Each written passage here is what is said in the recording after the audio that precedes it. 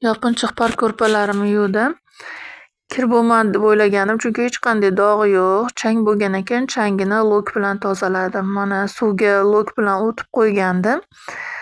Changi tushdi.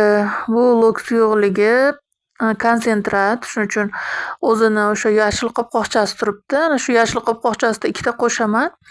Top-toza yuvadi. 0+. Chaqaloqlarga ham mumkin, chunki mani kichkina chaqalog'im bor.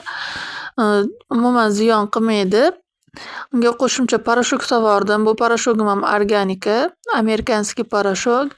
Ozgina qo'shsa yetarli bo'ladi. Shuning uchun ozgina mana qopqoqchasida qo'shdim. Bitta parko'rpa bilan bitta namatrasni kuyapman. Hozir vannaga o'tdim.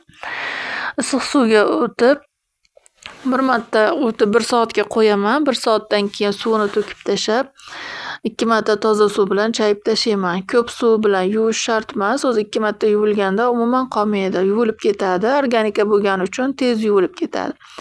Shu lokni 6 yildan beri ishlataman. Uy tozalashga ham, hamma yoqqa gaz artishga ham, oshxonalarda ham, hammasida shu lok bilan rosa oson artaman. Keyingi safar oshxonada ishlatganimni ham ko'rsataman. Mana changini shunaqa tushirdi. Mana qop-qora bo'lib suvlari tushyapti.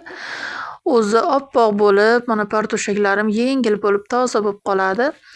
Hammasini toza qilib, oppoq qilib yuvib qo'ydim.